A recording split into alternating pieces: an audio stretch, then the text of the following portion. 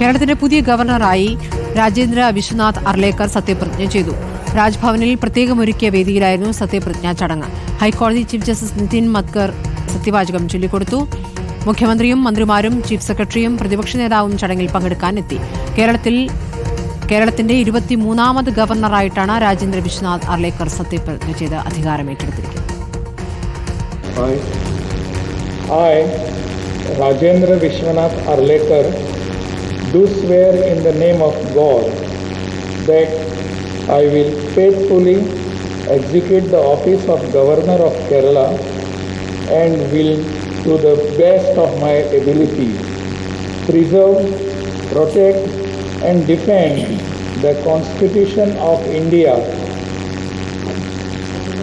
and the law, and that I will devote myself to the service and well-being of the people of Kerala.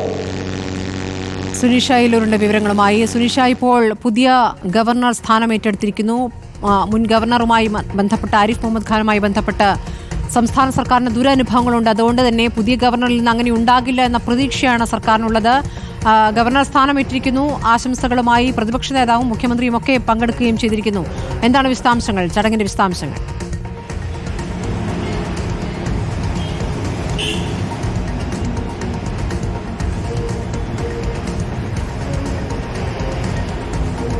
സ്മൃതി, സംസ്ഥാനത്തിൻ്റെ 23ാമത് ഗവർണറായാണ് രാജേന്ദ്ര വിശ്വനാഥ് ചുമതലയേറ്റിരിക്കുന്നത്. സ്ഥാനം ഏറ്റിരിക്കുന്നു. ഇന്ന് സത്യപ്രതിജ്ഞാ വാചകം ചൊല്ലിക്കൊടുത്തത് ഹൈക്കോടതി chief ജസ്റ്റിസാണ്.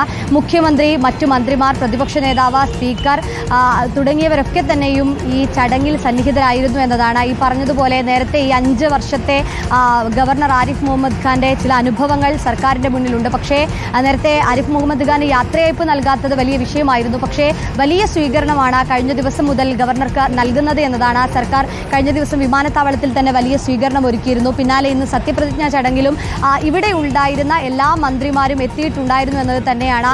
ഈ ചടങ്ങിന് ശേഷം മുഖ്യമന്ത്രി കൈകൊടുത്ത് ആശംസ നേരുന്നത് കാണാം. ഓരോരുത്തരും പൂച്ചെണ്ടുകൾ നൽകി ആശംസ നേരുന്നത് കാണാം. അതിനുശേഷം മുഖ്യമന്ത്രി തന്നെ ഈ മന്ത്രിസഭയിലെ ആളുകളെ, മന്ത്രിമാരെ പരിചയപ്പെടുത്തുന്നതും ഈ വേദിയിൽ തന്നെ കാണാമായിരുന്നു. ഇന്ന് 10:30 ചടങ്ങ്. ഈ 10:25 തന്നെ ഗാർഡ് ഓഫ് ഓണർ നൽകുകയും ചെയ്തു.